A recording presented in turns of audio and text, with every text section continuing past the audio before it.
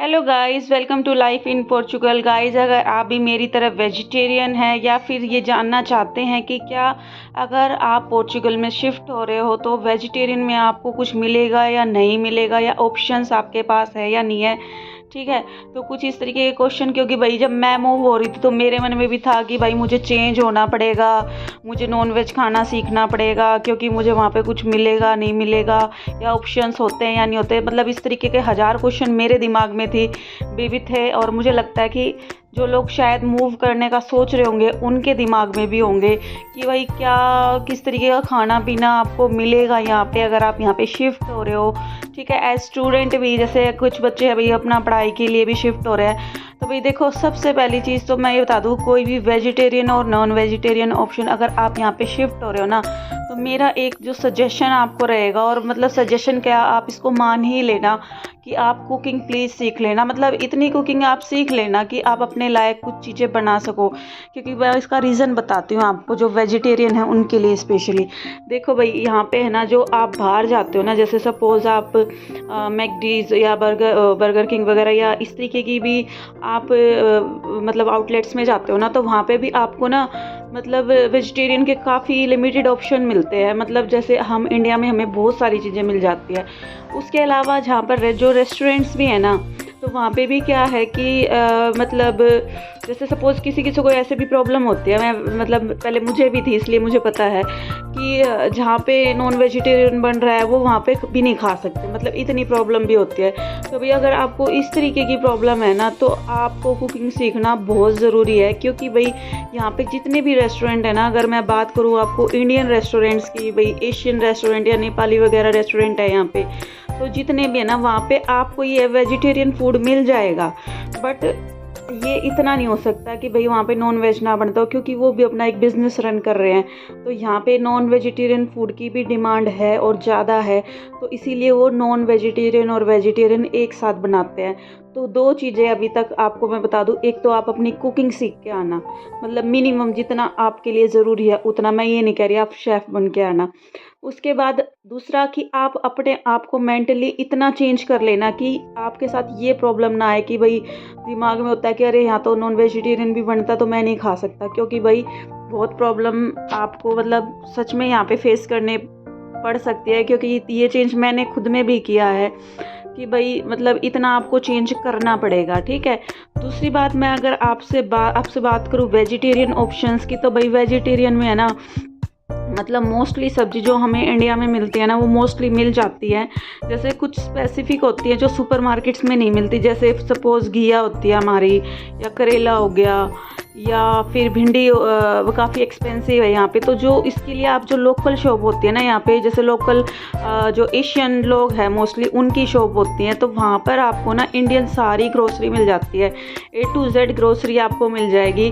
भाई हाँ, ये है कि एक्सपेंसिव हो जाती है कुछ चीज़ें। जैसे अगर मैं बात करूँ फॉर एग्ज़ाम्पल, घिया पहले यहाँ पे काफ़ी एक्सपेंसिव मिल रही थी। मतलब लगा लो आप 7 यूरो के लगभग आपको इतनी मिल रही थी, इंडियन करेंसी में लगभग 700 रुपीज़ हो गई। तो वो काफ़ी एक्सपेंसिव थी, लेकिन फ़िलहाल वो आपको ठीक मिल रही है। तो मतलब कुछ चीज़ें हैं ऐसी इंडियन वेजिटेरियन में जो बहुत कॉस्टली आपको पड़ जाएंगी। तो ठीक है, हम इतना एडजस्ट कर सकते हैं कि अगर हमें और चीज़ें हमारी मर्ज़ी की मिल रही हैं तो इतना हम एडजस्ट कर सकते हैं। एटलीस्ट ऐसा तो नहीं है ना कि जैसे हमने सुना है भाई चाइना वगैरह में होता है कि बिल्कुल ही ऑप्शन नहीं होते वेजिटेरियन को, तो इस तरीके का नहीं है। बाकी उसके अलावा जो बेसिक सब्जियां होती है ना, बेसिक सब्जी और बेसिक फ्रूट यहाँ पर थ्रू आउट ईयर रहते हैं। मतलब ऐसा नहीं है कि सीज़न के हिसाब से सब्जियां चेंज हो रही है या कुछ है। तो मतलब आपको लगभग 10-12 वैरायटी की वेजिटेबल्स मिल जाएंगी। 10-12 तो मतलब मैं कम बोल रही हूँ। जैसे मान लो अगर कैबेज है तो कैबेज में उसमें 4-5 टाइप की हो जाती है, तो मैं मतलब उस तरीके से इंक्लूड करके बोल रही हूँ। तो भाई वेजिटेरियन के लिए ये है कि अगर आपको कुकिंग आती है तो कोई दिक्कत नहीं है। हाँ, इंडिया जिससे आपको ऑप्शन नहीं मिलेंगे, ठीक है। वो थोड़ा सा शुरुआत में फ़ील होती हैं वो चीज़ें ना, शुरुआत में लगता है कि मतलब कुछ नहीं है, इंडिया जैसा टेस्ट नहीं है, या मतलब लिमिटेड चॉइस है, क्या खाएं। बट भाई धीरे धीरे शायद मतलब हम इतना अपने आप को अकोमोडेट कर लेते हैं कि मतलब मैनेज हो जाता है। तो जैसे राइस वगैरह हो गए तो आप फ्राइड राइस वगैरह ट्राई कर सकते हो ना।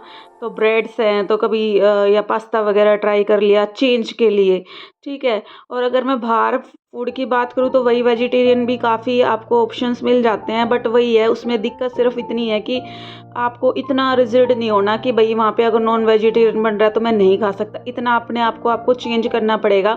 दूसरी एक चीज़ और बताती हूँ मैं आपको, जो आपको यहाँ पे बिल्कुल डिफरेंट और एक एज़ वेजिटेरियन आपके लिए काफ़ी शॉकिंग होगा, कि जैसे अगर हम यहाँ पे ग्रोसरी शॉपिंग करने जाते हैं ना, सपोज़ सुपरमार्केट में जाते हैं, तो भई क्योंकि यहाँ पे जैसे क्या है, यहाँ के लोग नॉन वेजिटेरियन ज़्यादा प्रीफर करते हैं। जैसे इंडिया में अभी उतना नहीं है नॉन वेजिटेरियन का ट्रेंड, वेजिटेरियन ज़्यादा है। तो भाई यहाँ पे क्या होता है ना, सुपरमार्केट्स में वहीं पर ही आपको मतलब फ्रोज़न में नॉन वेजिटेरियन चीज़ें रहती हैं आपकी, वहीं पर आपकी खुद की वेजिटेरियन जैसे फ्रूट्स वेजिटेबल्स वगैरह होती हैं। तो भाई उस चीज़ को आपको ना अडेप्ट करना पड़ेगा, इतना आपको अडेप्ट करना पड़ेगा। बाकी ये है कि हम कोई कहे कि भाई तुम जा रहे हो, तुम्हें तो कुछ नहीं मिलेगा, तुम तो भूखे मर जाओगे, या मतलब वहाँ तो चॉइस ही नहीं है, वहाँ तो तुम्हें नॉन वेज ही खाना, ये बड़ा डराया जाता है मतलब भाई कि वहाँ तो तुझे खाना पड़ेगा, मतलब वहाँ तो तेरे पास ऑप्शन ही नहीं है, तू अपने आप ही सीख जाएगी या तू अपने आप ही सीख जाएगा। तो भाई इतनी कोई आफत नहीं है, ठीक है, कोई ऐसी दिक्कत वाली बात नहीं है, ठीक है, क्योंकि आपके ऊपर होता है, ठीक है। आपको थोड़े से एफर्ट करने पड़ेंगे भाई, खुद कुक कर लो अगर नहीं मिल रहा है तो।